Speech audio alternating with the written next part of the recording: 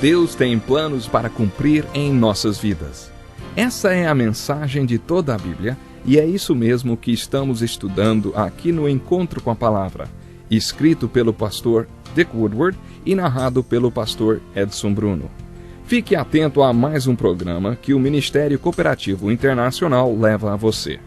Com você agora, pastor Edson Bruno.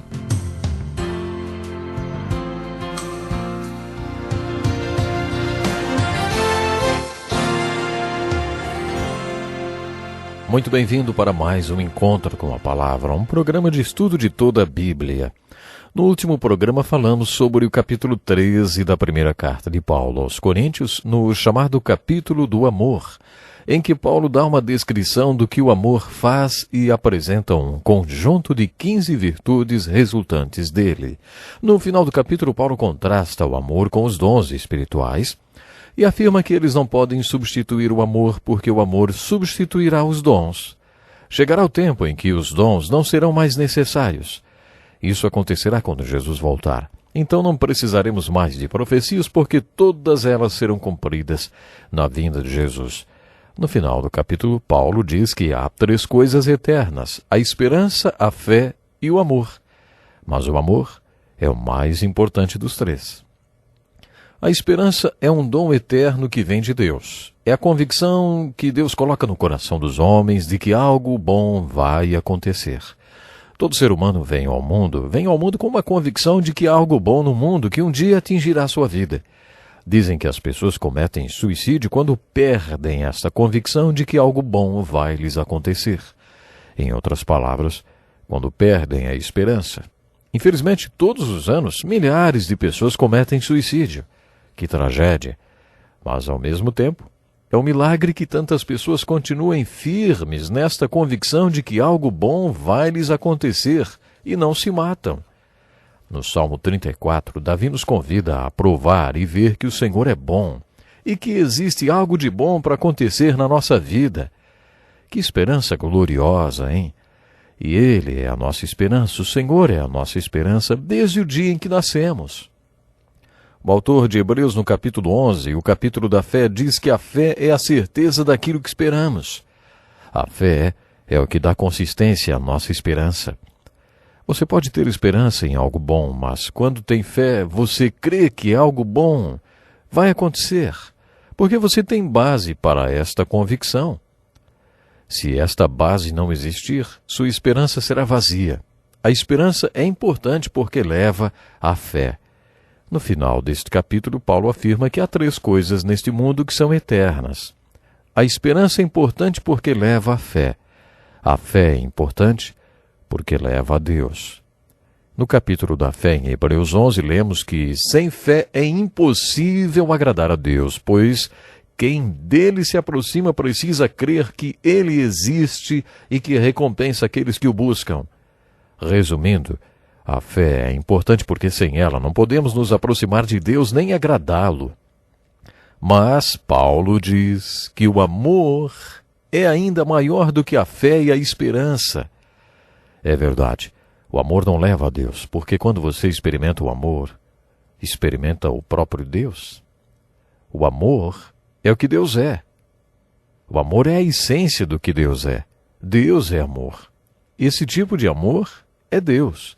Por isso, o amor é maior do que tudo neste mundo, porque Deus é maior e superior a que tudo que existe no mundo. Deus é amor, por isso não há nada maior do que o amor. Paulo finalizou o capítulo 12 e iniciou o 13 dizendo: passo agora a mostrar-lhes um caminho ainda mais excelente. Não é de se espantar que ele tenha terminado o capítulo 13 e iniciado o capítulo 14 dizendo: sigam o caminho do amor e busquem com dedicação os dons espirituais. Desejem os dons, mas sigam o amor. Busquem o amor.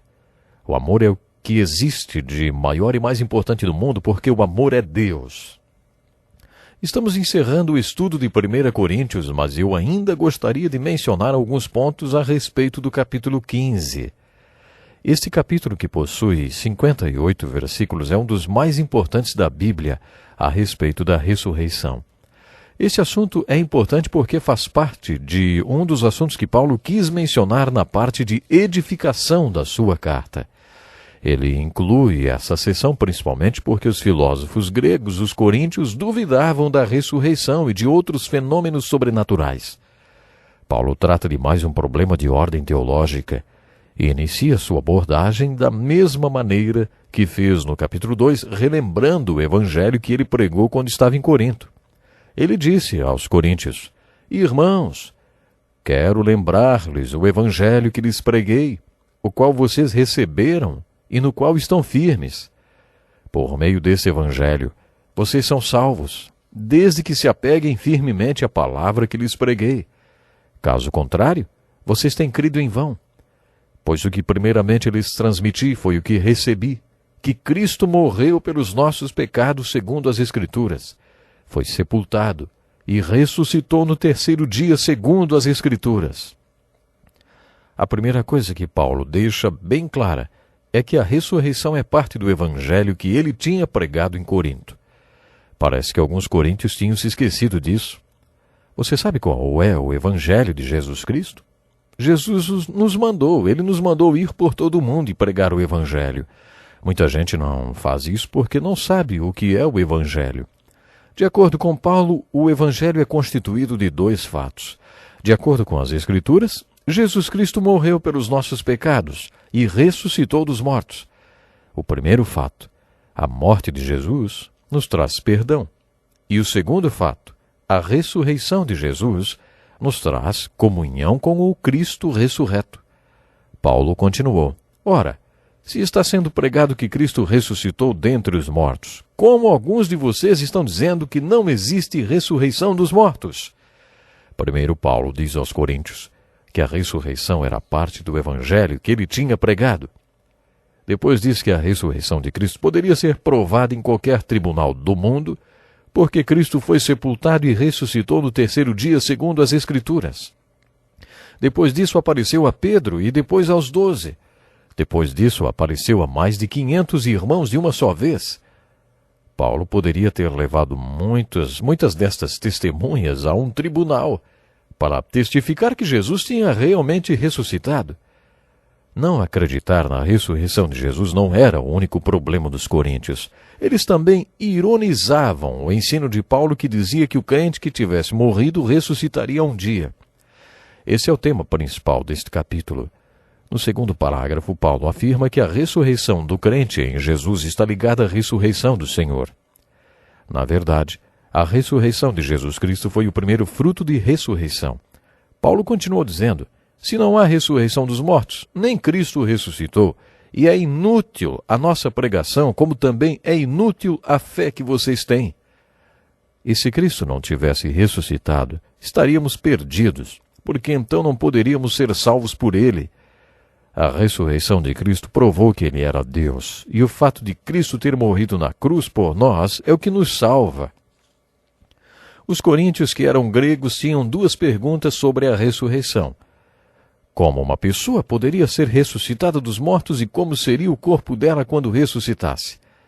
Paulo explicou aos coríntios: o que você semeia não nasce, a não ser que morra. Quando você semeia, não semeia o corpo que virá a ser, mas apenas uma simples semente, como de trigo ou de alguma outra coisa. O corpo que é semeado é perecível e ressuscita imperecível. É semeado em fraqueza e ressuscita em poder. É semeado um corpo natural e ressuscita um corpo espiritual. Paulo foi detalhado. Para que vocês estejam prontos para ir para o céu, Deus tem que resolver dois problemas. O corpo de vocês é corruptível e o espírito mortal. Nem carne nem sangue podem entrar no reino de Deus porque são corruptíveis e não podem fazer parte do que é incorruptível.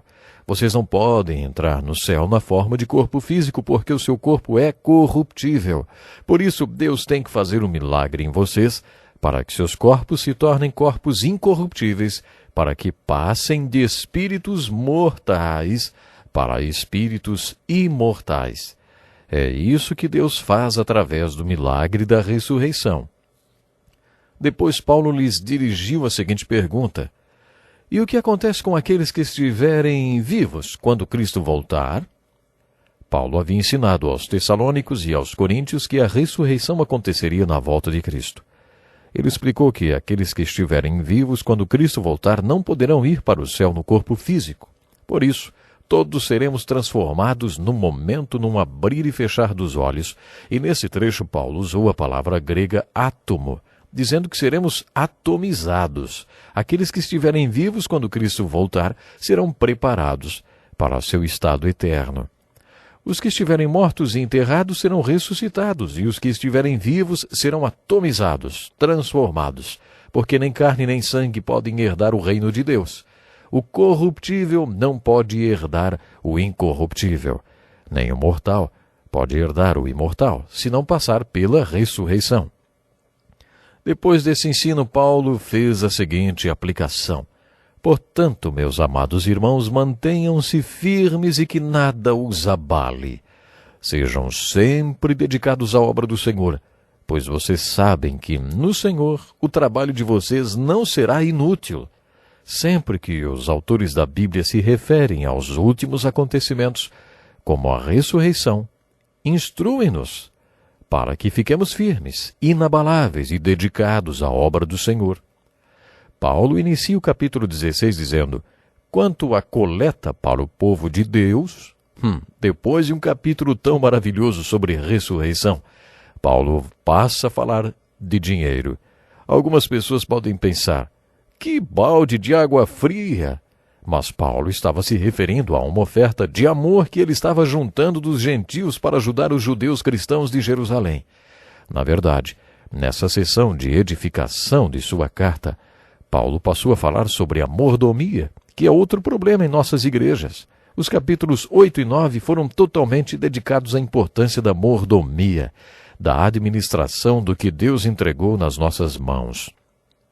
Agora que já estamos concluindo o estudo da primeira carta de Paulo aos Coríntios, quero destacar que tivemos apenas uma visão geral dela.